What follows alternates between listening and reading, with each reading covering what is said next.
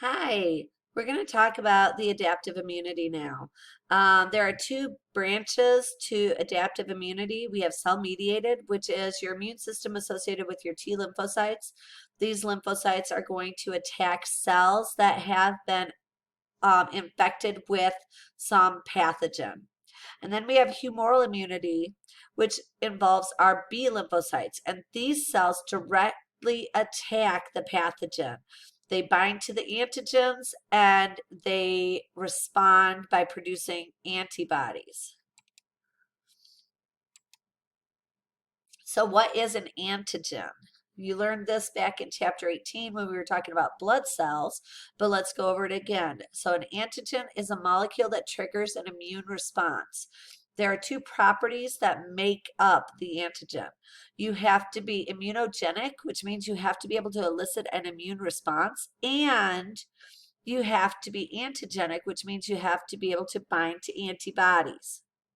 So typical antigens, or most common antigens, are foreign proteins, nucleic acids, carbohydrates, lipids, and then even pollen grains can become antigenic.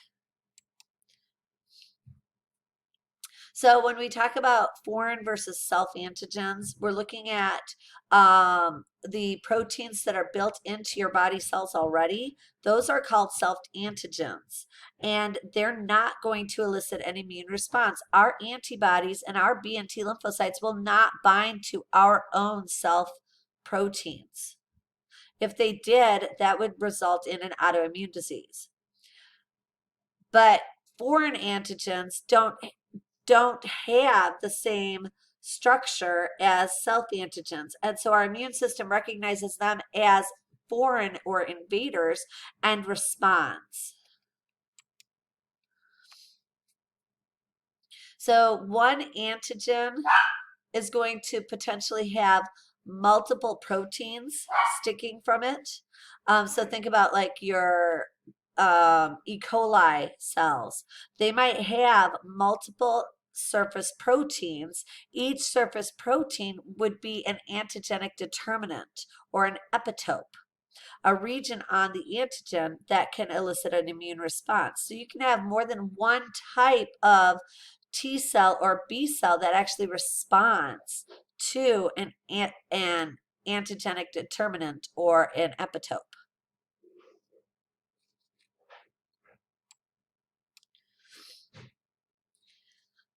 So molecules that are too small to act as an antigen alone is termed a hapten. And the only way it can become an antigen is if it binds to a host cell carrier molecule. An example of a hapten is the toxin in poison ivy. So it can elicit an immune response only if it binds to self-proteins.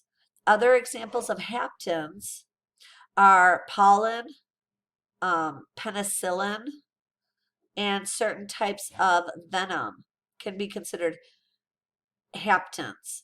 And so I love the picture that I chose. So if this is a hapten alone, it doesn't really cause any problems, right? It's just kind of a small molecule that's in our system and it's not going to do anything. But we do have carrier molecules. We have carrier molecules like albumin is an example of a carrier molecule. It floats in our blood plasma and it can carry materials around. So this is not going to cause any problems unless it binds to this carrier molecule. But when it does, it becomes a complete antigen. And then it can cause disease. So let's look at the adaptive immune cells a little closer. We have two major cells that make up our adaptive immunity. We have B cells and T cells, or B and T lymphocytes. They have different receptor complexes on their surface, and each receptor complex is going to be able to bind to specific antigens. So each cell has about 100,000 receptor complexes. Antigen receptors of T cells are called T cell receptors, and B cells would be B cell receptors. And like I told you before, B cells directly contact the antigen, so they are direct attackers, whereas T cells attack antigens that are inside of an infected self cell. There are multiple subtypes of T lymphocytes. The two that we talk about are helper T cells and cytotoxic T cells. Helper T cells are the immune systems, basically their brain of the immune system. So they kind of coordinate all the attacks on the pathogens. They stimulate nonspecific as well as specific defenses. They stimulate T cell differentiation, they stimulate B cell differentiation, and they stimulate a lot of other reactions that are nonspecific. Cytotoxic T cells then are your killers that go out and kill cells that are infected with pathogens. Helper T cells have a protein on their plasma, on the surface of the plasma membrane known as CD4, and cytotoxic T cells have a protein on the surface of their plasma membrane called CD8.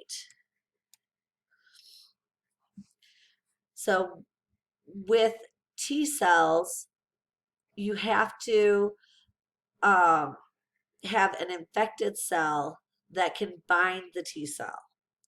And so when an infected cell, when a cell gets infected, it will then take a portion of that pathogen and it will present it on the surface with its own surface cell structures. So it's basically saying I am a self cell, but I'm infected with non-self.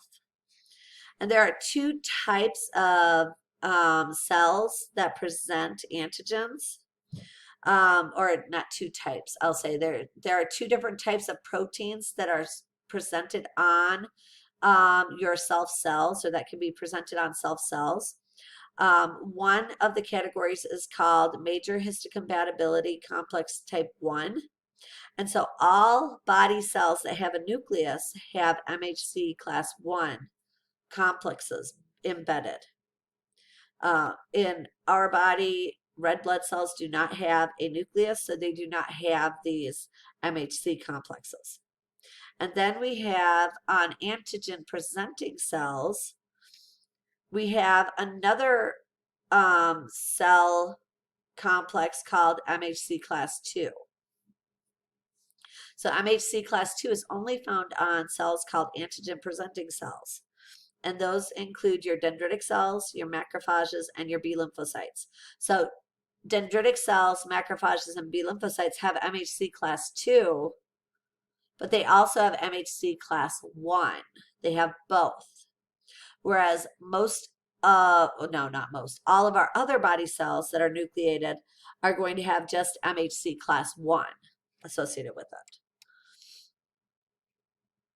And so MHC class 1 proteins, major histocompatibility complex class 1, these are genetically determined glycoproteins that are unique to each individual. And what that means is they're like your cell's fingerprints.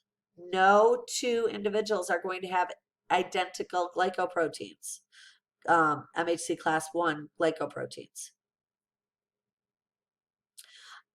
So in general, they're embedded and they're known as our self-antigens, and they're embedded and our immune system does not respond. But if they take a piece of foreign antigen and embed into the plasma membrane with that foreign antigen, then they would show that pathogen, and that's the MHC class 1 molecules that our immune system will respond to. MHC class 2 molecules are only produced when a cell is infected. And so they're going to be produced when phagocytic cells, like your dendritic cells, your macrophages, your B lymphocytes, take in a pathogen, process that pathogen, and then they're going to express the pathogen with their MHC class II molecule. MHC class II molecules are only then produced during an infection, and they stimulate helper T cell activation, which helper T cells need to be stimulated because they are what stimulate both our adaptive and our innate defense mechanisms. And this is just an overview of what I've just said, so you have it all on the same slide. In this figure, you can see pathogens being taken in via phagocytosis by an antigen presenting cell. This is a dendritic cell. These pathogens are then going to be broken down by lysosomes. So here we have the vesicle that's produced, and then here we have lysosomes, which break down the pathogen into tinier subunits. We then produce these proteins called MHC2 complexes, and we take some of the pathogen pieces and we put them together, producing this MHC2 self non-self complex that can then be inserted on the plasma membrane. Over here, we're seeing a similar process, but we're taking in smaller materials via pinocytosis. And so here we have a piece of a pathogen already that was taken in. We have these MHC class I proteins that bind with these pieces of the non-self antigen.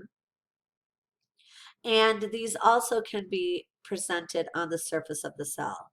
And so we end up with these MHC class I and II proteins, which allow our cytotoxic T cells and our helper T cells to bind. Helper T cells bind to to the MHC class II complexes, and cytotoxic T cells bind to the MHC class I complexes. I'm going to stop here because this has been 12 minutes, and we'll get into the 3 major events that help to shape our immune system cells. Okay? Bye.